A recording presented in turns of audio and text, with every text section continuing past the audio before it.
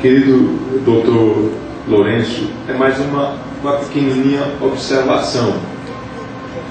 Eu tinha certeza de que nós não vamos conseguir esgotar o assunto nesse congresso da ABBET. Nós contemplamos, pela sua palestra, a necessidade de continuar, a necessidade de nos lançarmos com profundidade nessa questão. Mas o grande receio que eu tenho é de que isso não vai acontecer, é de que isso não vai chegar, como já foi observado, dos membros das nossas igrejas e nas nossas escolas dominicais e etc.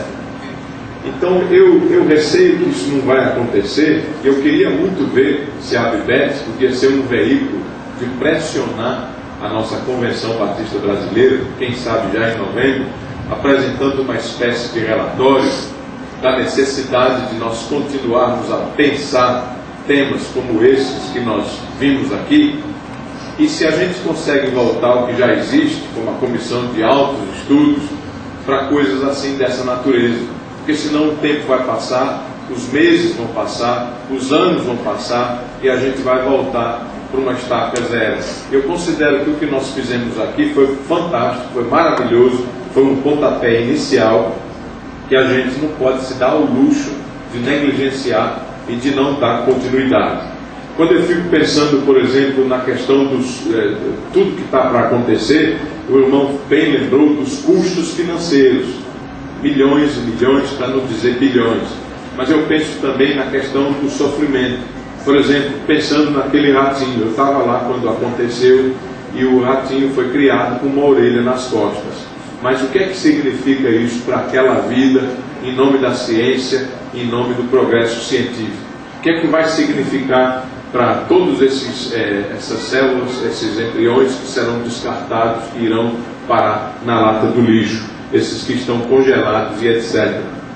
Então, quanto sofrimento não vai ser causado? O irmão falou da ovelhinha Dolly, que morreu de velhice precoce. Então, a gente tem que ter uma necessidade muito grande aí de equilíbrio. E aqui eu vejo uma necessidade fundamental para a gente. Eu estava falando ontem do aspecto duplo do protestantismo. Protestante, que vem de atestar a vida, ser a favor da vida. E esse aí, eu também me identifico muito com o irmão, com a questão do tratamento terapêutico. Eu também vou por aí, por esse lado, igualzinho, de mão dada, abraçado com o irmão, mas penso também que em determinados campos e aspectos de toda essa pesquisa genética, a gente vai ter que protestar mesmo. Vamos ter que nos posicionar de forma contrária para os riscos e perigos do que tudo isso aí pode trazer e com certeza vai trazer. Então, esse tipo de discernimento, através dos estudos, dos altos estudos, das comissões éticas, teológicas, que vão pensar e repensar tudo isso, é importantíssimo. Eu acho que a gente aqui, com a ajuda da ABBET, deu um pontapé fantástico inicial, mas o meu temor é que isso não prossiga, não siga adiante, caia no esquecimento, e a gente não pode perder esse momento, que para mim é mesmo um momento caótico. Então, que a gente possa, aí, com a ajuda da ABBET, da presidência, ter uma influência na reunião do Conselho da Convenção Batista Brasileira para dar continuidade, porque é necessário. Muito obrigado pela tua palavra, que foi muito instrutiva, maravilhosa, tremendamente enriquecedora. Louva a Deus pela tua vida. O irmão de Coteapópolis ali que levantou em respeito a ele, vamos ouvi-lo e depois a gente faz as palavras, as considerações finais. A minha pergunta é que eu vi você, por exemplo, mexendo com a questão do óculos, né? E aí você falou que sobre os dispositivos mecânicos, né? Os robozinhos mecânicos que vai ali dentro do nosso corpo e trocar talvez aquelas células.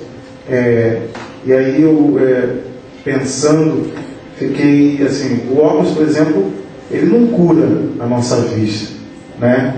Ele impede que o problema avance. Ele simplesmente nos ajuda a enxergar. Não seria como você colocou ali, não seria que o ser humano realmente estivesse brincando com Deus, brincando de ser Deus, nesse momento em que ele usasse essas coisas para curar, até, não que eu seja contra, não sou, né? Porque eu me lembro da palestra aqui do professor, quando ele colocou a questão do sofrimento, né? E quando aquela mulher disse, não quero que vocês orem para que eu possa parar de sofrer ou coisa assim, mas que Deus possa, que na verdade eu possa entender a Deus. E quando o ser humano chega a fazer isso, ele realmente não estaria brincando de ser Deus, e por causa disso o homem não teria, se esqueceria de Deus por causa desses avanços, dessa ciência, não se esqueceria realmente de Deus e viria que Ele é o ser central e não Deus. Essa é a minha pergunta. Bem, professor Roberto Schuller, é interessante a sua palavra, em primeiro lugar, porque na realidade não há no meio evangélico brasileiro, especialmente batista, preocupação em discutir esses assuntos, e a maior prova é que não há investimento na vida daqueles que trabalham não só com esses assuntos, mas assuntos teológicos. Não há no Brasil, até onde eu saiba, um teólogo batista que viva só para escrever teologia e ajudar a denominação das igrejas, só para mostrar para os irmãos. Então é uma questão de prioridade, e nós não temos a prioridade com a compreensão da vida e com a demonstração do que é a vida a partir da palavra de Deus, né? Então a preocupação, as prioridades são outras. Nós estamos vivendo uma crise institucional e empresarial denominacional muito grande. Parece que quando você se reúne com o Conselho Geral é para resolver problemas institucionais, não estratégicos. Nós pensamos no presente, na denominação batista brasileira e em diversos estados. Não pensamos no futuro, não criamos estratégia, não entendeu? Por exemplo, a questão da homofobia, o Estado de São Paulo batalhou, distribuiu um artigo para vocês hoje, fomos ao presidente da República, entregamos uma carta de protesto, mas como iniciativas pessoais, mas não institucionais, não entendeu? Nós esperamos o bonde passar, depois a gente vê o que vai fazer. E eu não sei como é que faz para mudar. Eu disse ao pastor Sócrates aqui ontem, Sócrates, não dá mais para eu atuar na área política, eu me cansei, como disse para vocês aqui. Então, porque não anda, nós estamos só preocupados com a parte institucional. Então o protesto meu é esse, hoje, para a denominação. Precisamos acordar para o futuro. Não basta criar um grupo de altos estudos, é preciso que esse grupo esteja na mão de pessoas que trabalhem com o tema, tenham tempo para trabalhar com o tema e tenham condições de sustento para isso. Não adianta, a nossa denominação trabalha muito com voluntariado e não funciona, porque as pessoas precisam ganhar a vida e precisam sustentar a sua família. O irmão sabe na Suíça que há teólogos na Alemanha que param para pensar no assunto. São pagos para isso, são reconhecidos. A teologia no Brasil, batista, ela não é reconhecida como uma área lícita, muitas vezes, né? Nós hoje temos a grande discussão que era da década de 70 e 80, está voltando hoje. Precisamos formar pastores e não teólogos. E eu não entendo, como é que eu vou formar um pastor que não seja compreendedor da vida? Então vai ter que estudar teologia. Por quê? Porque nós estamos viciados, somos vítima e produto e subproduto da cultura de origem nossa, que é uma cultura pragmática. Queremos igrejas que decolem, que funcionem, mas que não sejam igrejas que sejam vivas. Os pastores se encontram com outras. Primeira pergunta, você é pastor de qual igreja? Primeira. Segunda pergunta, quantos membros tem essa igreja? Terceira pergunta, qual é o orçamento da sua igreja? Quarta pergunta, quanto é o seu salário? Quando você batizou? Nosso trabalho é quantificador. Você não pergunta, os membros da sua igreja estudam a palavra de Deus? Os membros da sua igreja já aprenderam a perdoar as pessoas? Quanto tempo eles investem com oração? Quanto tempo eles investem fazendo visitas? Quantos pastores fazem essa pergunta um para o outro quando se encontram? Percebe? Isso mostra os paradigmas que seguimos. É um paradigma quantificativo, funcional, pragmático.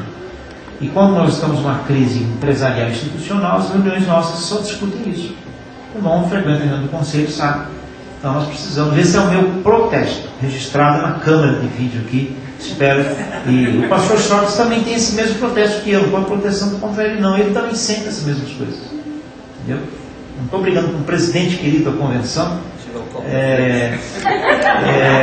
pastor Oliveira, porque eu acredito que ele também pense assim e lute por isso, mas ele não pode trabalhar sozinho. Nós precisamos levantar as vozes. Na Bíblia precisa ter mais voz lá. E eu já dei um remédio aqui, a maneira de nós fazermos, né?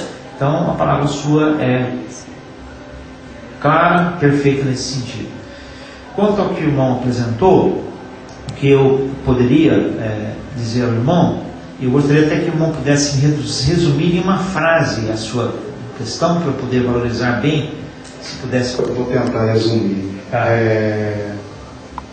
Além da questão do homem, isso brincar de ser Deus, né? Isso não o homem fazendo todos esses achados, então ele não acreditaria como muitos acreditam, e ficaria muito mais evidente de que ele que é o centro e não Deus. Sim.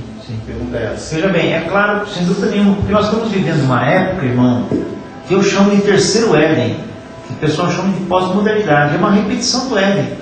O Éden se repete na modernidade, na época cartesiana, porque no Éden original, primeiro, o homem quis ser Deus. No Éden moderno, de ter cá para frente, canto para frente, o homem quis pensar como Deus. E no Éden de hoje, que para mim é o Éden, o homem quer sentir como Deus. Entendeu? Ele quer sentir-se como Deus. E nós passamos cada vez mais o centro racional das decisões humanas partirem para dentro do homem cada vez mais no seu interior. Se você parte de Tales de Mileto, o homem está na natureza. Se você chegar hoje com a visão nietzschiana de vida, a natureza está dentro do homem e ela determina o que é verdade ou não. As pessoas dizem o seguinte: meu coração mandou, eu fiz, né?